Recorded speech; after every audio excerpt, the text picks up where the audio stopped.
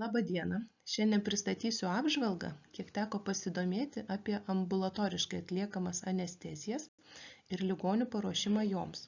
Juk sklandų darbą endoskopiniuose kabinetuose lemia ne tik ligonio švarus žarnynas, bet ir tinkamas priešoperacinis ištyrimas ir optimizuota sveikatos būklė. Apskritai saugiai atlikti operacijas ar diagnostinės procedūras galime tik tinkamai įvertinę tris pagrindinės tarsi dedamąsias. Tai yra ligonio būklę, anestezijos tipą ir operacijos tipą. Mano pranešime fokusas bus nukreiptas į pasaulinės rekomendacijas, o mano kolegė Aurelija apžvelgs Lietuvos rekomendacijas, Lietuvos Respublikos įstatymus ir pakalbės apie poprocedūrinių komplikacijų tas sąsajas ir kaip jų galėtumėm išvengti. Duomenų bazių ir gairių gausybę išskirčiau du tipus medžiagos, kuriais remiantis reiktų sukurti savo hibridinį optimalų variantą. Pirmoji gausioji grupė tai yra gastroenterologų įvairios draugijų gairės. Vaizdinėme pavyzdyje tik maža dalis aišku jų, tačiau ten pakankamai išsamei aptartas ne tik ligonių paruošimas, bet įvardinti ir reikalavimai pačios procedūros atlikimui, įrangai, vaistams, kurie turėtų privalomai būti kabinetuose, bei tolimesniam ligonio sekimui po procedūros.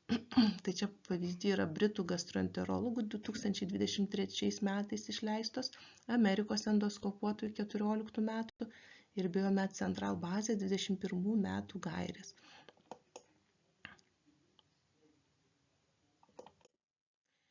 Kita didelė dalis informacijos apie perioperacinį ligonių paruošimą ištyrimą. Dauguma jų yra nacionalinės gairės, chirurgų draugijų, anesteziologų draugijų. Na ir aišku, čia yra tik maža dalis, vėlgi pavyzdį pavaizduota. Bet vertinant apskritai, konkretaus sauso pavyzdžio ar lentelės, kurią galėtume atkartoti pas save, dėja nėra. Visos gairės yra rekomendacinio pobūdžio, visos orientuotos į konkretaus ligonio individualią sveikatą ir esant reikalui ar sutrikimams kažkokiems ir ligų simptomams rekomenduojama konsultuoti su sveikatos specialistu, kardiologu, endokrinologu, pulmonologu, nefrologu, anesteziologu, o tik paskui nuspręsti, kokį ištyrimą atlikti, kaip tinkamai ligonį verta paruošti. Taigi, tarkim, remintis NICE 16 metų rekomendacijomis, čia yra Anglijos, kolonoskopija patektų į minor surgery grupę. Šitoj lentelėje pavaizduota viršutinėje dalyje. Šiek tiek padidinu lentelės viršutinę dalį, tam, kad matytumėm, kad didžioji dalis jos yra raudonos spalvos. Taigi, jie pažymi, kad privalomų ar kitaip rutininių tyrimų mažoji chirurgijai atlikti išvis nevertėtų. O esant 3 klasės ligonėm individualiai nuspręsti, ar verta ištirti inkstų funkcijos rodiklius, ar verta atlikti elektrokardiogramą. Visus kitus tyrimus nuspręsti nerutiniškai, tai yra tik esant individualioms indikacijoms. Taigi klausimas, kiek plačiai tyrinėti ligonius, kurie neturi skundų ir ar saugu juos imti be tyrimo ant operacinio stalo, tai nuspręsim jau mes patys. Taipogi, remiantis Mayo klinikos apžvalga 2019 metų, besimptomiams ligonėms prieš vidutinės apimties operacijas tyrimo atlikti tarsi irgi išvis nereikia. Tik pagalvoti apie BNP ir nėštumo testo atlikimą, o platesnį ištyrimą atlikti esant teigiamai ligų anamnezijai, simptominiams čia jau ligonėms. Taip pat jie mini anamnezės ir fizinio ištyrimo duomenis, ką tiksliai reikėtų mums įvertinti. Į ją yra įtraukiama taip pat ir neigiama narkozės patirtis, įvykusios komplikacijos, sunkių kvėpavimo takų anamnezė, taip pat apie vartojamus medikamentus ir taip toliau. Na, ši lentelė yra taikoma bendrai visokio sunkumo operacijoms ir visokioms anestezijoms. Čia dar vienas įrodymas, kad didžioji dalis sistemiškai apžvelgtų straipsnių ir gairių nerekomenduoja rutininio tyrimo darymo, nes susijęs su didesniais finansinių resursų naudojimais ir perteklinių tyrimų atlikimu. Europos anesteziologų draugijos priešoperacinės rekomendacijos skirtos visiems chirurgijos tipams, nuo mažosios chirurgijos iki didelės apimties operacijų. bei visiems anestezijos metodams ir mano akimis žiūrint tikrai tinkamesnė ruošiantis didelės apimties operacijoms ir esant sunkesniems ligoniams. Tačiau Amerikos anesteziologų draugija 2012 metais išspausdina gana vaizdingą apžvalgą, kuri visgi šiek tiek pristabdo mintį, kad be simptomų pacientų plačiai tyrinėti neverta.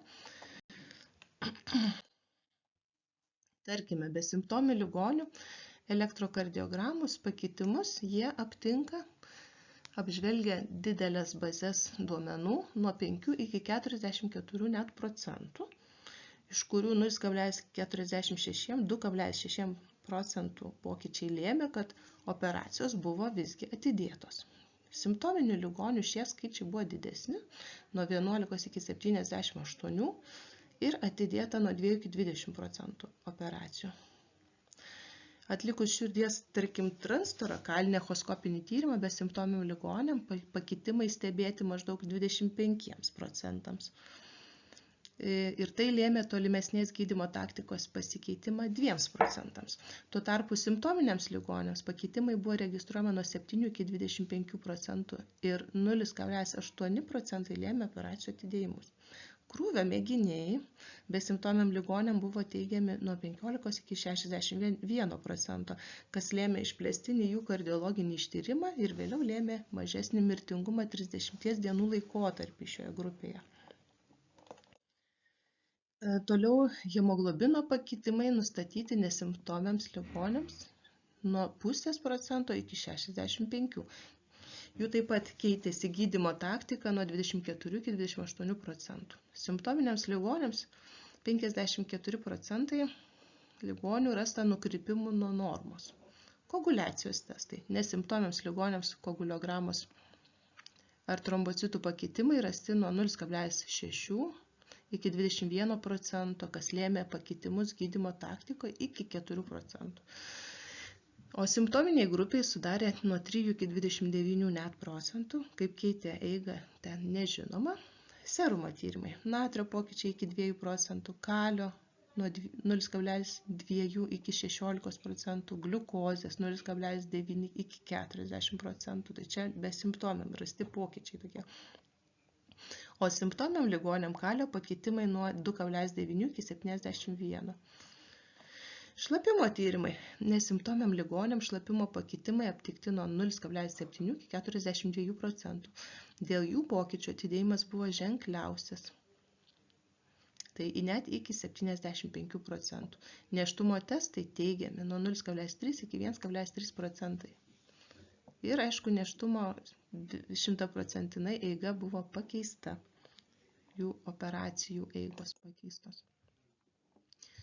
Tuomet supažindino su tais gautais duomenimis gydytus anesteziologus ir atliko apklausą tarp jų bei ASA draugijos narių. Gavo anketų atsakymus, čia pateikti lentelėje. Kolegos mano panašiai, kad simptomiams ligoniams vertėtų atlikti tyrimus, o besimptomiams iš esmės ne.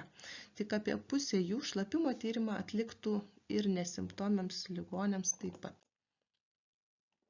Taip pat paantriname, grįžtant prie Mayo apžvalgos 2020 metų, kur jie rekomenduoja besimptomiam ligoniam didžiosios dalies tyrimų išvis neatlikti, išskyrus individualiais atvejais spręsti dėl BNP ir nėštumo testo. Taigi, kokias išvadas tai perša? Bendra išvada visoms operacijoms, tai rekomenduojama neatlikinėti rutininių tyrimų visiems tų pačių. Tyrimų apimtis nusprendžiama individualiai, remiantis medicininiais įrašais, ligonio apklausa, apžiūra, bei atsižvelgiant į procedūros apimtį ir invazyvumą. Pamąstymui Lietuvos situacija pažengusio pasaulio akivaizdoje. Jinai tikriausiai nėra tokia lygiavertė.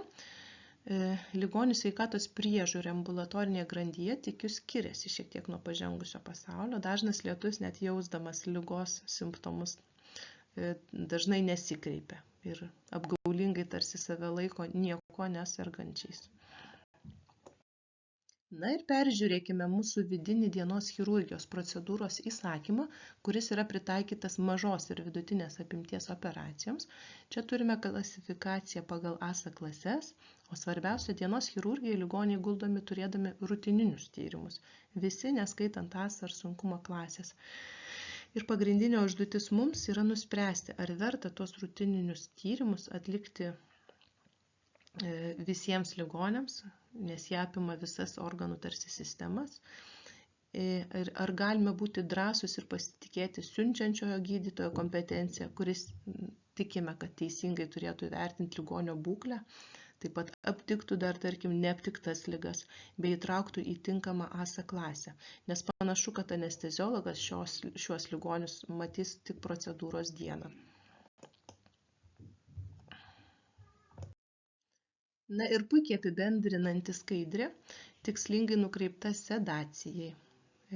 Pagal ASA, ką ir kaip atliekame, šiaip kasdien ruošdamiesi, tai aišku, anamnezę vertinam ir šeiminę taip pat anamnezę, organų sistemų ligas, neigiamas anestezijos patirtis, sunkius kvėpavimo takus, vartojamus vaistus ar substancijas kokias. Jei pavyksta pirminė apžiūra, turėtų įvykti kelias savaitės prieš procedūrą, o procedūros dieną pakartotinis tiesiog duomenų peržvelgimas. Yra svarbu, kad esant reikalui reikiamo konsultacija irgi įvyktų ir sedacijos poveikio ir rizikos būtų ligoniui tinkamai išaiškintos. Taip pat kaip vartojimus vaistus vartoti operacijos išvakarėse, kaip juos nutraukti ir kiek laiko nevalgyti ir negerti.